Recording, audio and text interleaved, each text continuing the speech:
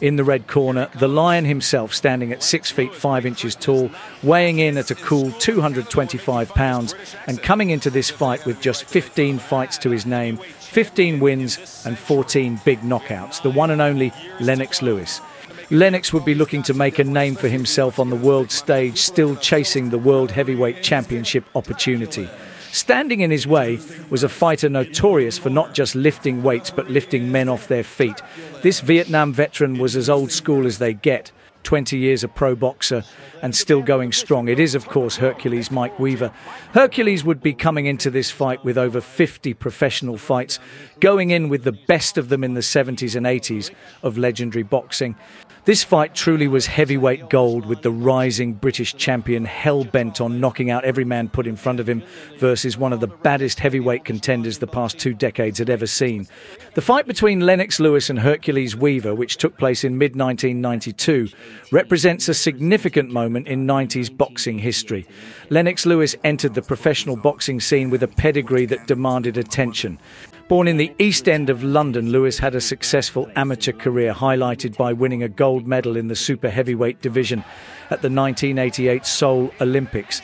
As Lewis transitioned to professional boxing in 1989, he was immediately recognised as a potential future champion. Standing tall with a 7-foot wingspan, Lewis possessed a combination of power, technical skill and athleticism that made him something of an animal in the ring. Under the guidance of trainer John Davenport and manager Frank Maloney, Lewis was carefully groomed for success. By 1992, Lewis had amassed an undefeated record with notable victories over the likes of Gary Mason, the 35-0 British champion. These wins helped Lewis secure the European heavyweight title and positioned him as one of the WBC's highest contender. However, despite his growing reputation, Lewis was still looking for a victory that would catapult him into the upper tier of the heavyweight division. The fight against Weaver was seen as a way for him to showcase his skills against an old veteran and prove that he was ready for what was to come. In contrast to Lewis, Mike Weaver was a fighter who not only knew his way around the weights room, but knew his way around the boxing gym. Hercules was said to have been one of the most disciplined fighters to come out of the golden age, but Weaver wouldn't have always had it this way. Born in 1951, Texas, Weaver had a tumultuous journey to boxing stardom. Serving in the United States Marine Corps and seeing combat in Vietnam, a part of his life he would never talk about. After his service, he would turn professional in 1972, but his early career was marked by inconsistency. It wasn't until 1979, after years of honing his craft and developing a reputation as a tough and durable fighter, that Weaver captured the WBA heavyweight title by knocking out John Tate in the 15th round. Weaver's reign as WBA champion was a testament to his resilience and determination. He successfully defended the title twice before losing it to Michael Dokes in 1982 in a highly controversial bout that ended in a first-round stoppage many felt was premature. Known for his powerful left hook and his ability to come back from adversity. By the time he faced Lennox Lewis in 1992, Weaver was well into the twilight of his career, having already fought the likes of Larry Holmes, Scott Ledoux, Bone Crusher Smith and the fighting cowboy James Tillis. All names one would be proud to have on their heavyweight resume. Despite being past his prime, Weaver was still dangerous. His punching power alone made him a potential threat to any rising contender. The context surrounding the Lewis-Weaver fight was shaped by the dynamics of the heavyweight division at the time. The early 1990s were a transitional period for the division, with a new generation of fighters like Riddick Bowe, Evander Holyfield and Lennox Lewis beginning to emerge. Meanwhile, the older generation of fighters who had dominated the 80s, Mike Tyson, Larry Holmes and of course Mike Weaver, were either going to prison or fading from the scene. We join our fighters in Caesars Tahoe Casino in the US state of Nevada in what would match up to be a great fight. Now take his time a little bit. So scheduled for 10 rounds then. This is the big showing for him. I'll tell you, young man. Oh, now that's really testing Weaver's chin. And that's the punch he must be going for there. That was an alley stunt there, trying to pull the man's head down. American referees now, they're really professional, making them get on with it without keep calling breaks. But to be fair to Weaver, he's really absorbed this, and he did with Mike Dokes. But in return, when the fifth, there's a warning now. He'll take the point away for him, pull it. Not the greatest of inside fighters, Lennox Lewis, but that may come with experience. If he is touching 40, as he says he is, well, it's a real tribute to him, although he's inspired, obviously, at an old age for boxing. Let go there. Let go. Come on. I had a suspicion in his career that he could be a bit rocky under fire. Better work in the ring a bit more, Lewis. He doesn't need to get in close like that. Remember how he did that with Gary Mason? Very effective punch, that is. So he's got his good weight advantage here. The ex-Marine from record, this is. After a big start from Lennox, throwing everything in the kitchen sink at Weaver. But true to his roots, the ex-Marine would take it well and ask for more.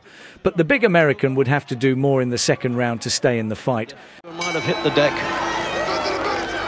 So second round then. Would have been in Tate's hometown, but he didn't know which town he was in. Well, some good stuff from Lewis. This is the best he's boxed, I think. But he really breaks up a man's concentration, and sometimes he's faced every trick in the business, but very well respected within the trade. Shit it all from Lewis, that's a good. Planting that long right in with the left hook as well. Oh, there it is, a lot shorter too. Doing it well, Weaver.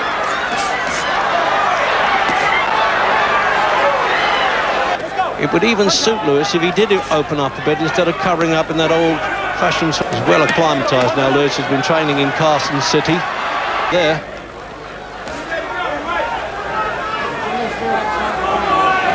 Probably just lost a bit of mobility, Weaver, isn't he? So Lewis has got to make the most. Go ahead, Mike. Lewis would hit so hard his opponent's ancestors would feel the sting. Another great round for the British champion. With another defence round for Weaver, he would have shown more in the second round, but not enough if he was serious about this fight. So he's fought his way in a bit now, Lewis. Had a good opening, right, the pace up as he goes along. So this is the big charge by Vincent. More or less a charge through the rope. He's got just that little bit of devil in him too that you need in heavyweight boxing. Easy-going fella, as indeed is Weaver, who actually plays a church organ, would you believe?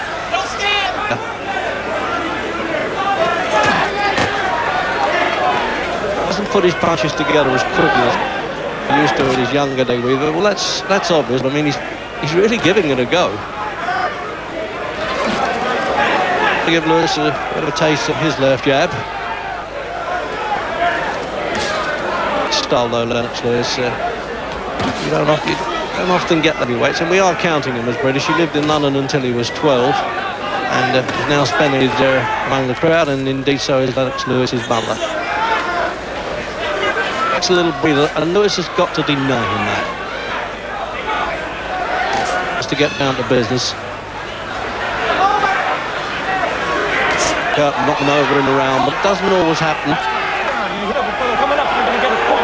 So you never know if it did go to 10. Coming up to the end of the third.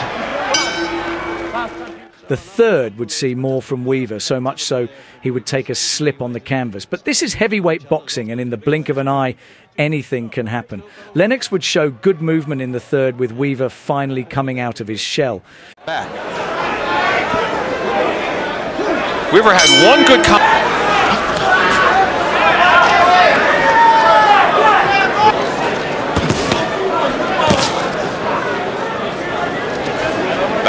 You know, the longer this fight goes, especially in the 7,000-foot altitude, Lewis getting a little marked up around that left eye there, the eyelid and underneath.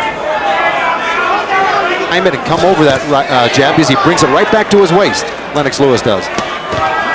Weaver survived nearly 4 rounds. Bad news is he's going to be behind by 4 rounds. Hard shot since then. And you got to kind of fault Lennox Lewis for not really turning on the... He's being very tentative, he's staying on the outside, and he's not doing what he told us he was going to do, and that's round shot. There's a good right hand from Lewis. Maybe it took it out of him. Weaver in the final seconds of the 4th round. Another round that will go into Lewis's corner. The fourth round would see the slowest of the fight so far. Would the big-framed fighters be taking a tactical breather mid-fight, or would the opportunity just not have come about in the round? Either way, these are two fighters who do not go the distance in fights. Coming up then for the fifth. Won every round on my card, certainly, Lewis. The third might have been a bit close, because he is here. Weaver at range like that. That's when he's at his best, Lewis. Title challenge, and certainly the way it's going, he could eventually do that. Got all so far. He's pulled out the punch at the right time, but let's see if he can do it in this class. Bring him down with that left-hand jab, and then protecting himself well. They tucks the elbows in well, Lewis, from the bottom. She's at him and hope he'll crumble. You're going to nail him properly.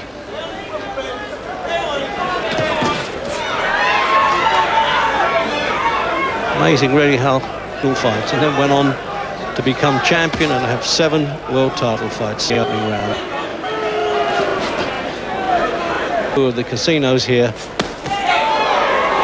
And they like to see the heavyweights take, but Lewis can rub it in that he defeated Rick Bowe in the Olympic Games at the super heavyweights. What's to do next, Lewis? He walks away and loosens himself up a bit, and he starts.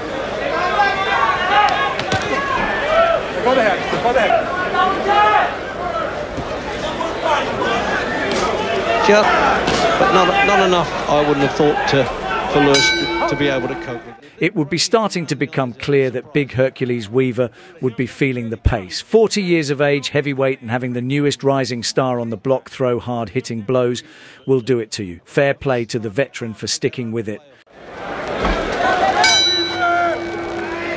Round 6 into this fight, having had 337 pro rounds, as against 50 for Lewis.